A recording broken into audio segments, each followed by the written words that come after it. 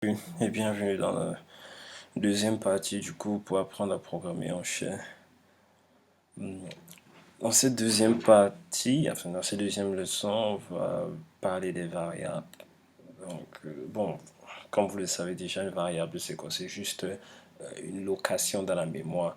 Juste une location dans la mémoire où on va décider de sauvegarder des valeurs. Ok, pour ce coup, je vais utiliser deux invites de commande. Dans le premier, je vais ouvrir le fichier, le script, et dans le deuxième, je vais exécuter les commandes ou exécuter le script ou autre commande Linux. Donc, on va commencer. On va appeler ce script, ce fichier script.sh. Ok, on va créer la première ligne qui est l'interpréteur. Message. Ok, en shell en fait, il y a différentes manières d'utiliser les variables ou bien de donner des valeurs à une variable. La première méthode qui est la plus simple généralement, c'est écrire le nom de la variable et directement donner une valeur à la variable. Par exemple, âge égale à 12. Et pour afficher la variable, on utilise la commande echo âge. Ok, avant d'exécuter, on va d'abord attribuer, donner la permission d'exécution au fichier.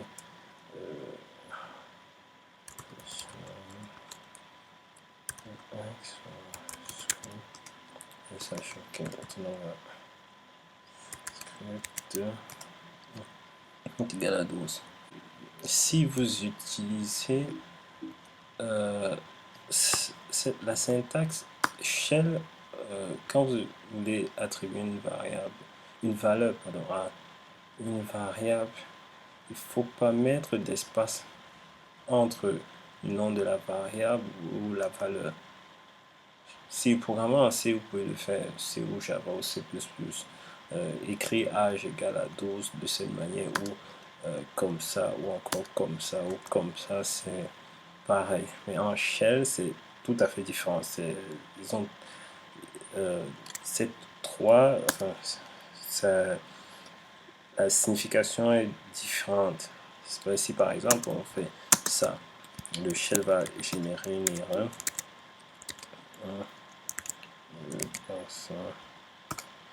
Ah, Age command not found.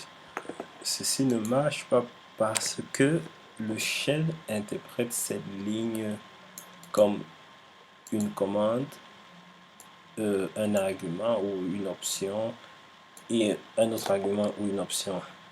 Donc ceci, c'est un peu équivalent à dire, par exemple, si on crée un fichier test, si on fait ls-l de test, par exemple, c'est un peu équivalent à ceci, dans le sens que ici, on a une commande, on a une option et on a le nom du fichier. Donc, on a eu cette erreur parce que le shell a essayé d'interpréter H comme une commande et essayer de passer ces deux arguments à une commande. Et comme H, la commande H n'existe pas, il a généré une erreur. Donc, c'est pareil pour cette version qui est toujours la même, le shell va essayer, non, pour ceci, c'est équivalent à, ça. C'est par exemple, on utilise, il y a par exemple une commande env qui permet d'afficher les variables d'environnement. Parmi ces variables, on a par exemple, faisons par exemple le home. La valeur courante de ce home c'est /user/element. Je peux par exemple changer la valeur de cette variable-ci au moment d'exécuter cette commande. Si je fais home égale ici. Ensuite, je fais env. La valeur de home a changé uniquement lorsque j'ai exécuté ces commandes. Donc, ceci, c'est le shell va l'interpréter comme une commande et avec l'âge, avec âge égal à 0. Donc, ça va pas marcher. C'est aussi si on utilise âge égale à 0, ça sera pareil comme le premier cas. Le shell va interpréter âge comme une commande et passer égal à 12 comme une option ou un argument. Disons un argument, un paramètre. Donc, quand vous donnez une valeur à une variable, il ne faut jamais mettre un espace entre les variables, le égal et la valeur. Ok. Maintenant, pour prendre une valeur à partir du clavier statique, demander à l'utilisateur, par exemple, d'entrer une valeur, on utilise la commande read. Donc, si on va, par exemple,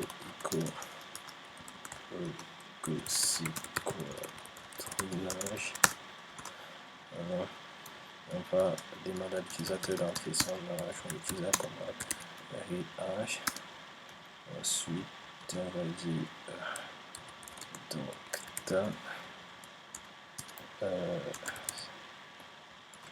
valide. Ok. On exécute le script. C'est quoi ton âge? On va dire 12. Attends, 12 ans. Donc, on a utilisé la commande read pour prendre la valeur à partir du clavier. On peut aussi prendre plusieurs valeurs directement, donner des valeurs à plusieurs variables. Donc si par exemple on va dire c'est quoi ton nom et prénom, on va dire nom et prénom.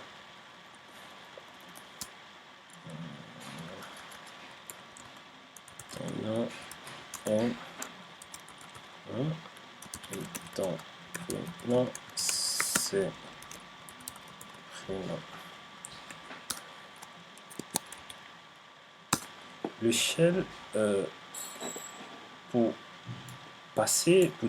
attribuer des valeurs à différentes variables, le shell va en fait les séparer avec, disons, il va séparer la valeur de cette variable et de celle-ci avec un espace. Et je vais vous montrer. Si j'exécute encore le script, c'est quoi ton nom? Je vais par exemple dire c'est John. Ok. Pour donner la valeur à prénom, il faut utiliser l'espace. On va dire John Smith. Si je valide, c'est ton nom est John et ton prénom c'est Smith. Vous demandez par exemple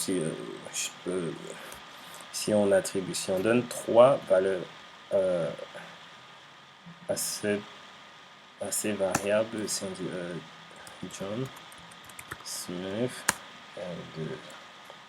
des trucs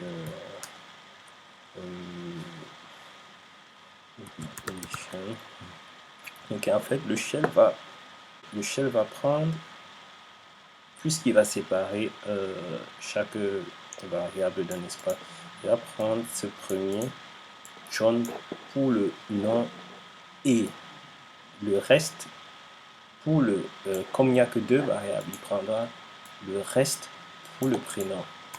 Voilà. C'est bien ici. Voilà. Il existe aussi on peut aussi attribuer l'output, c'est-à-dire le résultat d'une commande à une variable. Je vais effacer. Ok. Si par exemple,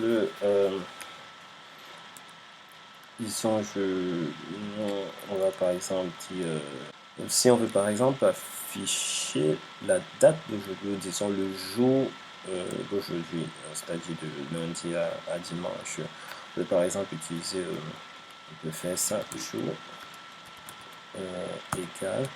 Pour cela, il faut utiliser en anglais, ça s'appelle des barcodes. En français, j'ai oublié, enfin, les apostrophes, les anti-apostrophes, je sais pas trop, j'ai oublié. Bref, on utilise les barcodes pour entrer, enfin, pour exécuter une commande. Donc, je vais pas dire date. Quant à la commande date, je crois que date a une option date. Je crois que c'est plus pourcentage A qui permet d'afficher. Ok, c'est bien. Le jour d'aujourd'hui. On va entrer plus de plus pourcentage A. Ok, on va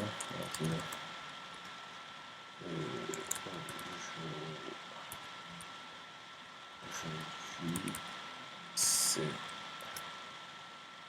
le jour.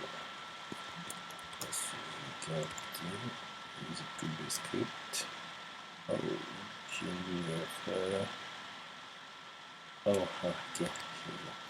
Je vais deux côtes. Aujourd'hui, bon, mon système est en anglais. Donc, si votre système d'exploitation est en français, vous verrez lundi au lieu de mardi. Vous pouvez passer à n'importe quelle commande du moment où elle se trouve entre les backcodes. En fait, la commande elle va s'exécuter, mais le résultat sera sauvegardé dans la variable jour, dans cet exemple. Ok, une autre, je voudrais également vous parler des variables, enfin en anglais, on les appelle des positional parameters. En français, je crois que s'il faut traduire, ça serait des variables positionnelles, un truc du genre. Bref, c'est des variables qu'on passe au moment de l'exécution du script. Je sais pas si vous avez fait de la programmation aussi en Linux, vous connaissez sûrement le main axe sharp. Il s'agit de ça en fait.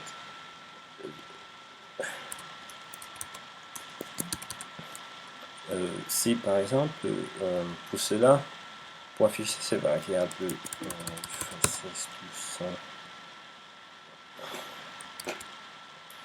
pour passer ces variables, par exemple exécuter le script. Si par exemple on passe A, B, C, D, pour afficher ces variables, disons les variables positionnelles dont je vous parle en fait, il s'agit de $. Ce sont en fait des variables qui sont déjà inclus dans le C.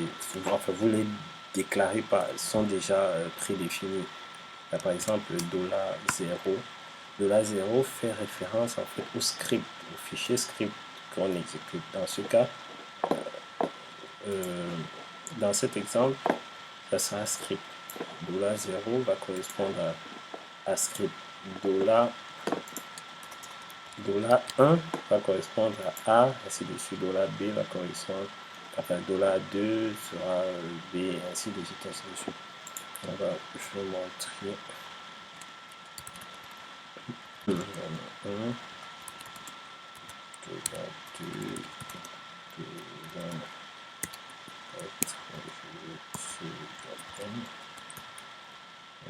ça, ok. Affiche $0, c'est $0, $1, $2 et $3.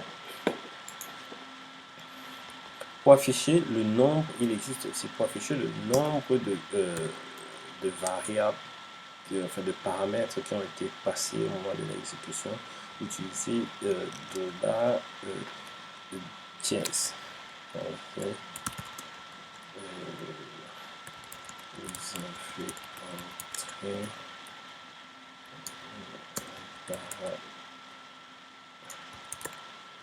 paramètre. Ok, ok. Ça m'exécute encore. Vous avez entré 4 paramètres. 1, 2, 3, 4. Et les paramètres sont de script A, B. Non. Oui, les paramètres sont. Les paramètres sont bien sûr A, B, C, D. Mais dans cet exemple, je n'ai affiché que les 3 premiers paramètres. Et pour afficher tous les paramètres, il y a également une autre variable, une variable spéciale qui permet d'afficher tous les paramètres. Il s'agit de dollar, étoile, qui va afficher en fait tous les paramètres entrée. Je vais exécuter le script, voilà.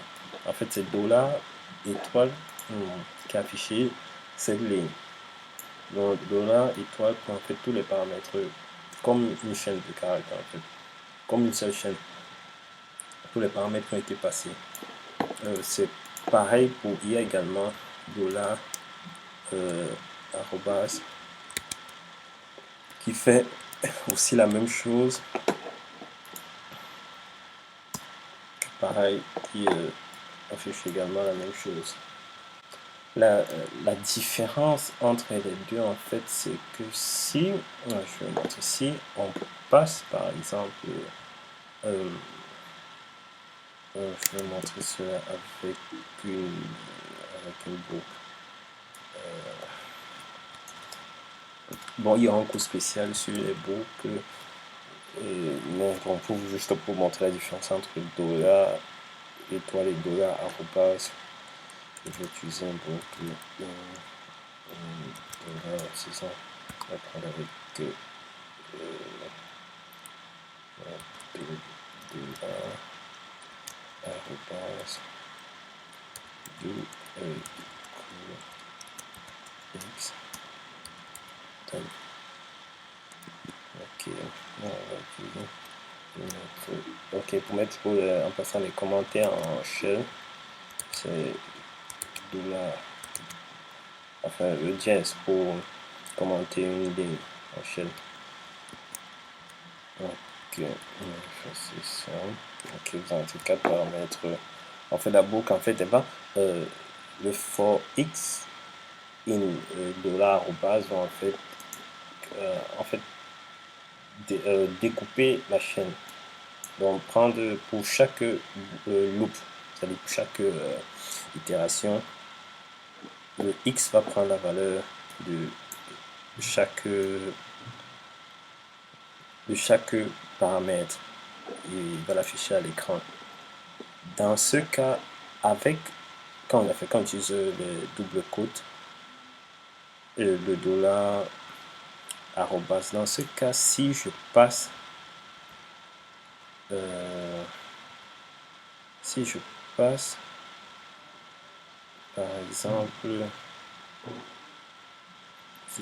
par exemple tous ces chaînes, enfin tous ces paramètres en quote, le dollar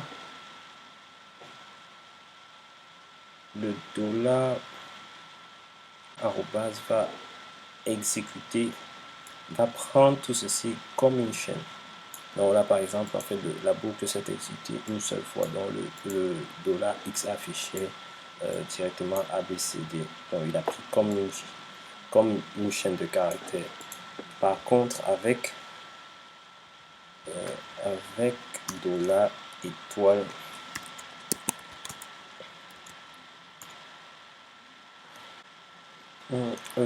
non, en fait, il fallait que je passe en fait plusieurs paramètres pour vous montrer la différence. Maintenant, je passe un bilan code C, un double code. Voilà. Le dollar, en fait, le dollar étoile va interpréter tout ceci, tout ceci comme une chaîne. Donc même en utilisant la boucle le for x in dollar étoile, la boucle va s'exécuter une seule fois. Et il va prendre tout ceci comme une chaîne. Il va pas les séparer. Donc il ne sépare pas tout ce qui est entre les doubles côtes. Il ne va pas les séparer comme des variables ou des paramètres différents. Par contre, avec le arrobase, on a trois différentes variables. Donc, en fait, le $@ va séparer, il va prendre chaque variable qui se trouve, enfin chaque valeur qui se trouve entre les côtes, il va les prendre comme des variables différentes. Des variables différentes. C'est un peu ça la différence entre dollar étoile et dollar arrobase.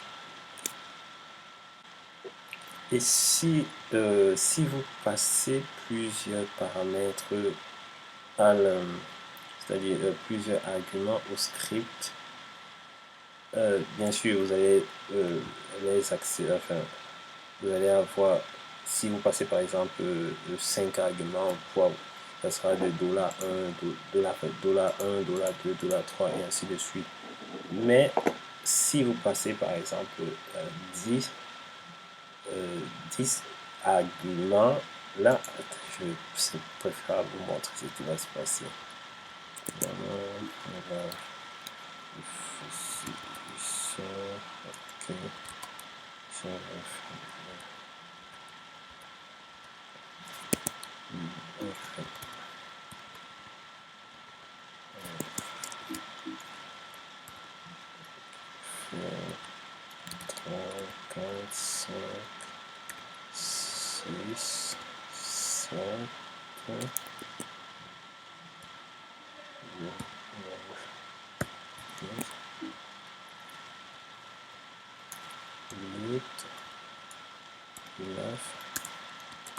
Et 10.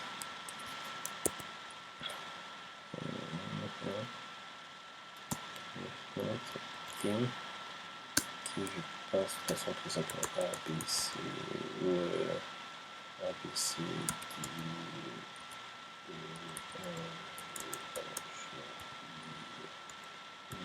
comment je vais passer déjà 6, 9 et 10. Si on pas, vous voyez ce qui se passe.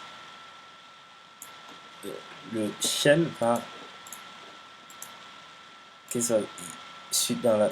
sur cette ligne, le shell va interpréter le $1 comme, enfin, il va d'abord prendre juste le $1.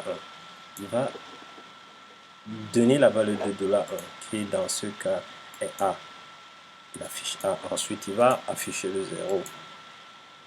Donc, si vous voulez afficher des variables, enfin, si vous voulez passer plus de 10 variables, disons, plus de 9 variables en argument et que vous voulez les afficher, il faudra utiliser une commande qui s'appelle shift. La commande shift.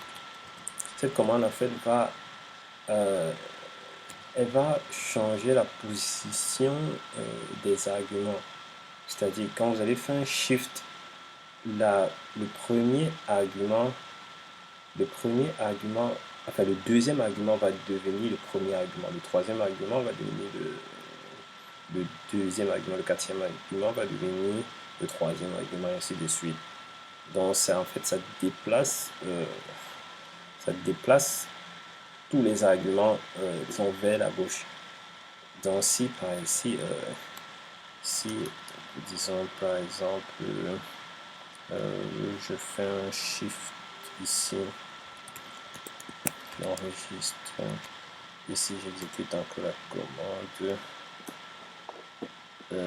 là j'entre 10 paramètres, vous voyez ici, le premier argument, le $0.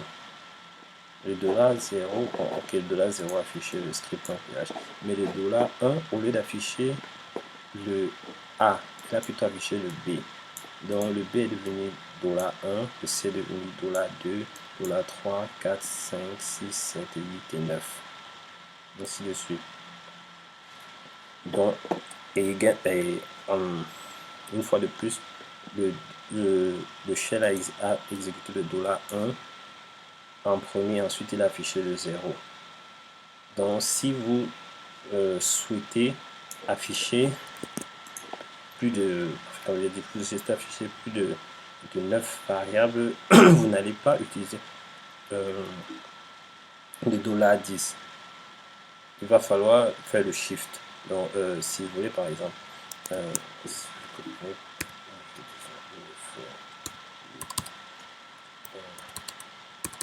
donc ça veut dire que si ça, si vous voulez par exemple afficher le tout, donc je vais par exemple le echo $1, il va afficher le A. Et si ensuite maintenant je vais afficher le B, je vais faire un shift. Ce que ça veut dire que le B va devenir $1. Donc j'ai pas besoin d'utiliser le $2 cette fois-ci. Donc je peux directement entrer le $1 encore. Si je vais afficher ensuite le C, je fais un autre shift. Donc c'est un peu comme un pointeur qui va quitter de A, ensuite il va venir sur B, ensuite il va venir sur C, à chaque fois qu'on utilise un shift. Echo, je vais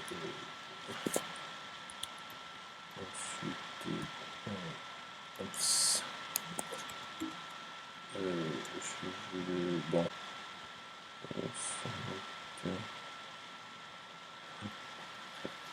donc là par exemple, bon, ici ça sera le A, ensuite on shift ça sur le fichier le B, on shift ensuite ça va afficher le C, le D, le E, le F, le G.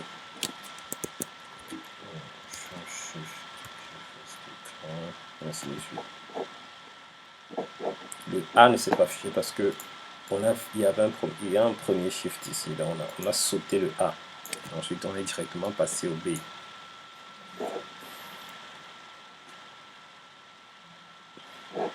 Mais c'est un peu, disons, c'est pénible d'écrire à chaque fois le shift, shift, shift, shift, shift.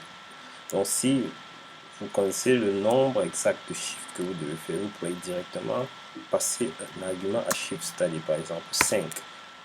Ça veut dire en fait que il y aura le shift 5, c'est équivalent à shift, shift, shift 5 fois. Donc,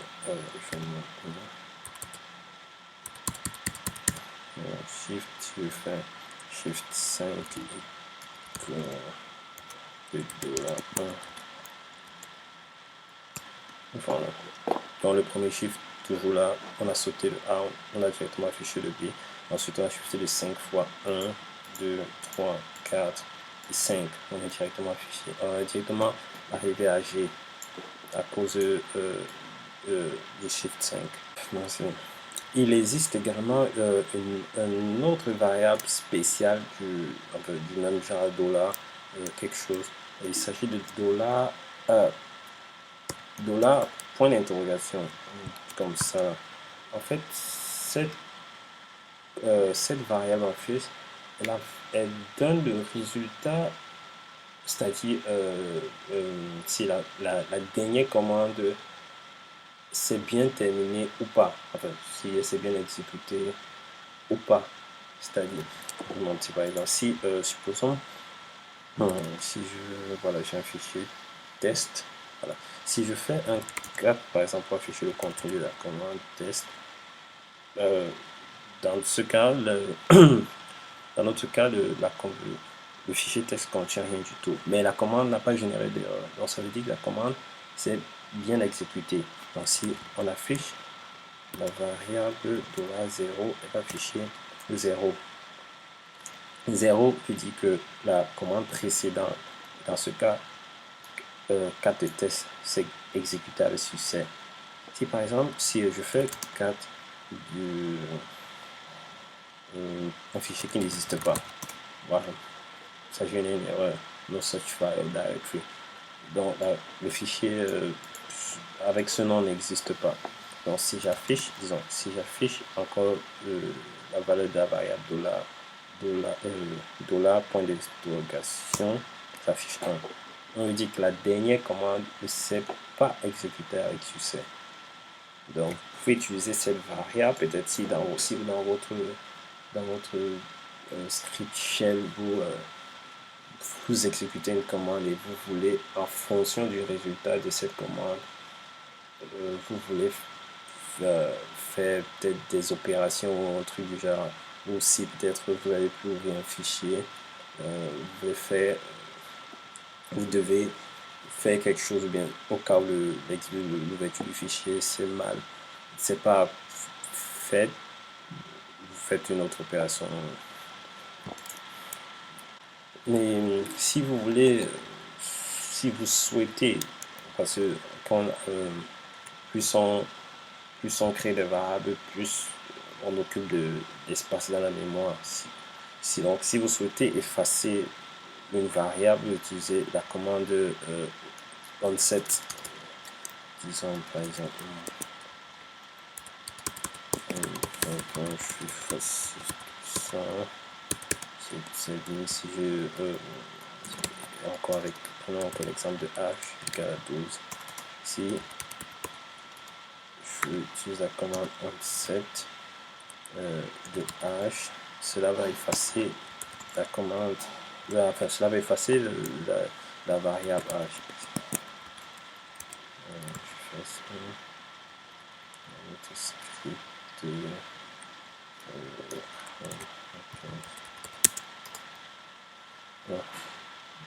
h12. J'ai fait une erreur, ici c'est plutôt dollar. On fait le onset sans le dollar, tout comme on a créé sans le dollar. Donc pour effacer, on ne met pas le dollar. On fait onset de age. Voilà, ça affiche rien parce que la variable a été effacée. Et en plus de ces variables, il y a bien sûr les variables d'environnement que j'ai mentionné il y a quelques minutes. Ce sont des variables en fait qui sont définies dans votre environnement. Pour voir la liste des variables, vous utilisez la commande env. Toutes ces variables sont disponibles dans l'environnement. Donc vous pouvez utiliser ces variables dans votre script shell. Elles sont déjà définies. Donc par exemple le home, cette variable que je peux directement afficher le home. Non, je peux le script, le home, voilà, qui est exactement le même que cette ligne. Donc cette variable en fait, bon, vous pouvez en avoir besoin dans vos scripts. Si vous avez besoin d'utiliser les paramètres actuels de votre système, ça peut être utile. Par exemple, connaître en fonction, si vous voulez faire un script en fonction de l'utilisateur qui est connecté, vous pouvez par exemple utiliser la variable user. Vous pouvez vérifier si faire une condition si l'utilisateur est égal à root, c'est-à-dire le super administrateur, ainsi de suite. Vous faites des opérations ou des esprits, enfin, du code en fonction d'un utilisateur root ou en fonction d'un utilisateur, le shell qui va donner le shell courant, c'est-à-dire dans ce cas ici c'est le bash. Si vous voulez connaître vous pouvez aller sur Google et trouver la signification de toutes ces variables. Ça peut être utile. Donc je crois que c'est tout pour ce cours. Merci.